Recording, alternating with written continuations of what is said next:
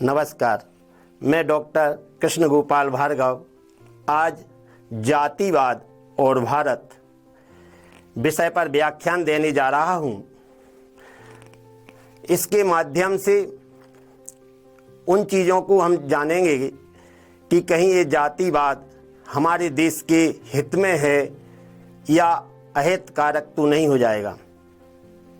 जब संगीत के मधुर संगीत उत्पन्न करने के लिए आवश्यकता पड़ती है कि साज बाज का सुंदर संयोजन हो, सामंजस्य हो। अगर तबला अपनी धुन में बजेगा, मृदंग अपनी धुन में बजेगा और हारमोनियम अपनी धुन में जाएगा तो उस संगीत का क्या होगा, अर्थात उसको कोई सुनना नहीं चाहेगा। इसी प्रकार से हमारी जो ज्ञान इंद्रियाँ हैं, ये पांचों ज्ञान इंद्रियाँ अगर अपनी मनमानी करने लगे, आँख अपनी मनमानी करे, कान अपनी मनमानी करे, तो हमारे जीवन का क्या होगा। जिस प्रकार से संपूर्ण इंद्रियों को, चाहे वो ज्ञान इंद्रियां हो या कर्म इंद्रियां हो, उनका जितना सुंदर संयोजन होता है उतना ही हमारा जीवन सुखमय, आनंदमय और प्रसन्नमय होता है।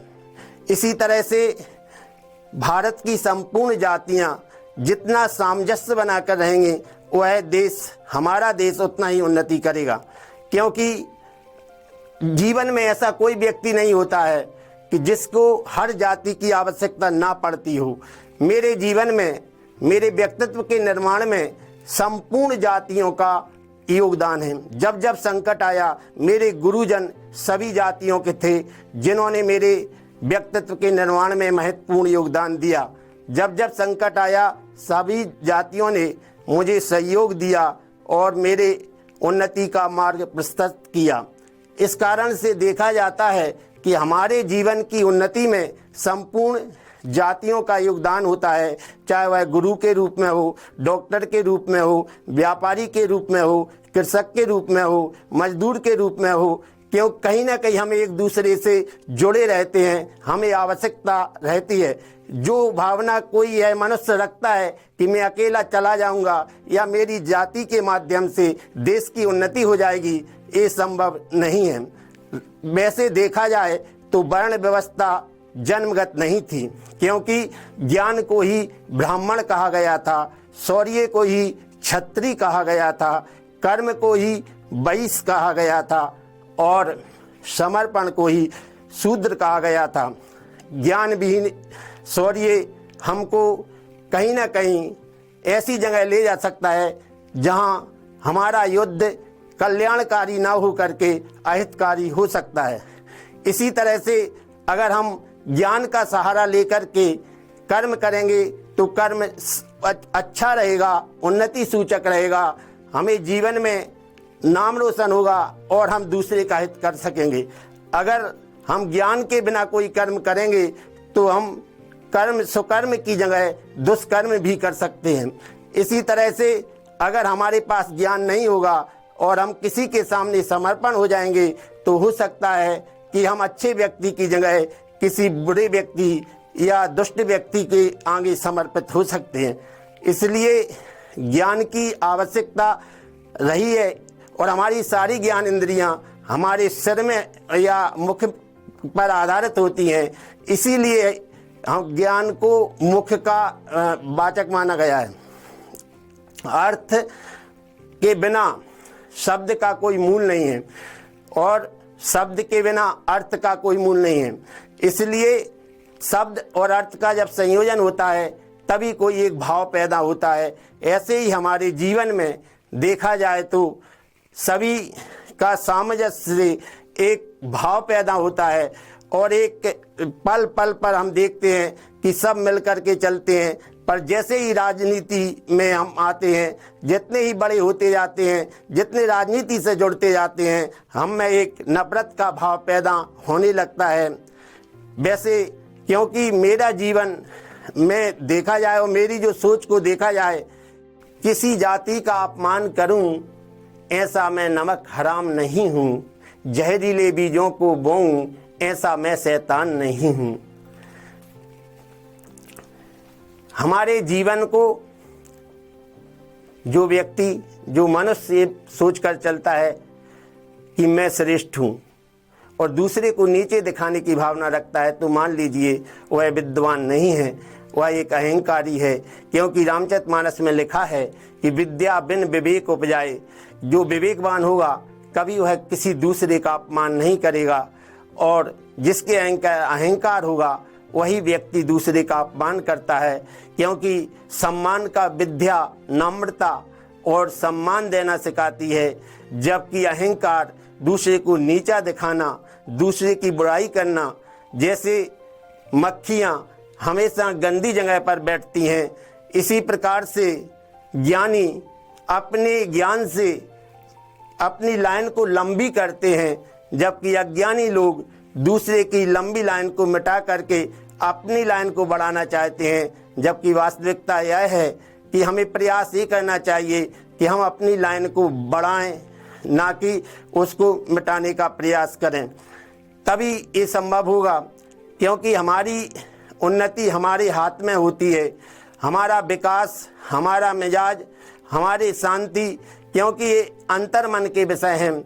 आज हम देखते हैं धर्म क्षेत्र में भी बहुत सारी चीज़ों को लोग बोलते रहते हैं, जबकि वास्तविकता ये है कि उनको धर्म का पता ही नहीं है।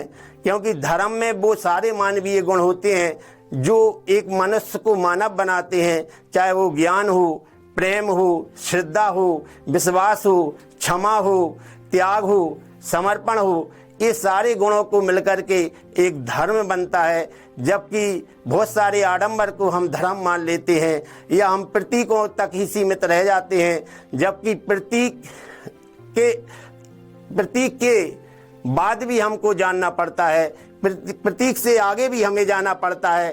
क्योंकि अगर हम प्रतीक तक सीमित रह जाएंगे, केवल हमारी सोच प्रतीकों तक रहेगी, तो हम कभी भी धर्म को नहीं जान पाएंगे। जब हमारी सोच स्थूल से सूक्ष्म की ओर जाएगी तो हम प्रतीक से आगे बढ़ेंगे, प्रतिबिंब से आगे बढ़ेंगे, और हमको उससे वास्तविकता का ज्ञान होगा। आज का मूल कारण क्या है कि हम प्रतीकों में ही उलझ के रह गए हैं। हमें कबीर का कर्मयोग का भी, कबीर का ज्ञान योग को भी लेना चाहिए और तुलसी का कर्मयोग को भी जानना चाहिए। आज हमें राम की मर्यादा की भी आवश्यकता है और कृष्ण के कर्मयोग की भी आवश्यकता है। क्योंकि आज हमारे जीवन में नई नई हम उड़ान भर रहे हैं, नए नए वैज्ञानिक आविष्कार हो रहे हैं। हम केवल वैज्ञानिक बनकर के ही आगे नहीं बढ़ सकते, क्योंकि विज्ञान भावनाओं से हीन होता है।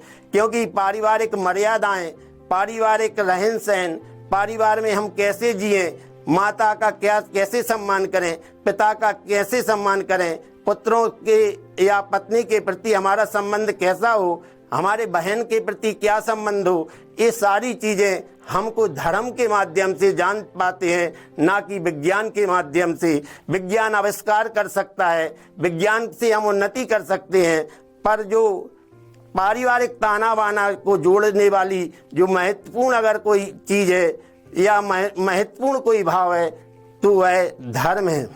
इसलिए जब हमारे अंदर में ऐसी भावनाएं प्रकट होंगी सच्चे अर्थों में, उस समय ही हम जीवन में कोई दिशा और दशा दे पाएंगे। और देश के लिए आज आवश्यक है कि संपूर्ण जातियों में सामंजस्य का भाव पैदा करें। क्योंकि जब संघर्ष हम करते हैं, क्योंकि परिवार टूटने के लिए पहला स्टेप होता है कलह। इसी प्रकार कलह से जब परिवार टूट जाते हैं तो आपसी कलह से देश में विखंडन की स्थिति ना हो, नफरत की भावना ना पड़े। क्योंकि जैसे जैसे नफरत बढ़ती है देश में नकारात्मकता का भाव पैदा होता है, और नकारात्मकता का भाव जितना अधिक बढ़ता है उतना ही हमें देखने में आता है कि वह देश अशांत हो जाता है, असहज हो जाता है। हमारे आपसी जो संबंध हैं उनमें मनमुटाव आ जाता है, वो प्रेम लुप्त होने लगता है, और हम कल तक जो अपने थे वो पराये से महसूस करने लगते हैं। इसलिए आज आवश्यकता है कि सभी जातियों को मिलकर के एक साथ रहना चाहिए, तभी हम उन्नति करेंगे। हमारा मुख्य उद्देश्य ये होना चाहिए कि एक हम अच्छा राजा की चुनाव करें जो सबके प्रति संवेदना रखे, दूसरे की पीड़ा को समझे। एक अच्छे न्यायाधीश का चुनाव करें जो निष्पक्ष न्याय दे और न्याय को सुदृढ़ता प्रदान करे। हमें आवश्यकता है एक ऐसे अच्छे गुरु का चुनाव करें जो हमको रोजगार की ओर उन्मुख रखे और धर्म की ओर भी ले जाए और सांसारिक कर्म को भी अच्छी तरह से समझा सके और हमारे जीवन को पूर्णता प्रदान कर सके। आज आवश्यकता है कि हम अच्छे डॉक्टर का चुनाव करें, अच्छे इंजीनियर का चुनाव करें, पर आपस में आज हम आपस में जातियों में झगड़ते रहते हैं, क्योंकि जाति किसी समस्या का हल नहीं है। समस्या का हल अगर कोई चीज़ है तो वो है कि हम कितने अधिक जागृत हैं। आज जो अशांति की दृष्टि से देखा जाए तो हमारे देश का सूचकांक बहुत नीचे चला गया है। तो आवश्यकता ये है कि हम सभी लोग जाति भेद को इतना गहरी खाई पैदा ना कर दें कि हमारे प्रेम से एक दूसरे के दिल ना मिल सकें। आपस में बैठ कर के ऐसा महसूस ना हो कि हम एक नहीं हैं, पराए हैं। बस इतना ही मैं चाहता हूँ कि हमारे मन में ये हमको जानना है, समझना है और अपने आप को पहचानना है कि जिस रास्ते पर हम चल रहे हैं क्या वास्तव में वो रास्ता सही है, क्या वास्तव में यह रास्ता हमको उन्नति की ओर ले जाएगा, क्या यही रास्ता हमारे देश का निर्माण करेगा। हमारे बहुत शहीदों ने बहुत कुछ खोया है, बहुत कुछ अपने खून से इस देश को सींचा है। बहुत कई बहनों ने अपने भाइयों को खोया है, कई पिताओं ने अपने पुत्रों को खोया है, कई पुत्रों ने अपने पिता को खोया है। न जाने कितने लोगों ने कुर्बानियाँ दी हैं। उनकी कुर्बानी का उद्देश्य ये था, वे एक सुंदर भारत, सुखद भारत और बड़ा ही मोहक भारत देखना चाहते थे, क्योंकि जितनी हमारे देश में सुमति होगी, जितने सामंजस्य होगा, जितना हमारे देश में अपनापन होगा, उतना ही हमारा देश तरक्की करेगा और देश विदेशी लोग भी देश में जब आना चाहेंगे जब हमारा देश शांतिमय होगा, क्योंकि कोई भी अशांति जगह पर जाना पसंद नहीं करता है। इसलिए आज आवश्यकता है कि एक शांति का टापू हम बनाएं, ज्ञान विज्ञान को आगे बढ़ाएं। आवश्यक है आपसी उलझन में अपनी ऊर्जा नष्ट ना करें। यही मेरे मन की भावना है। धन्यवाद।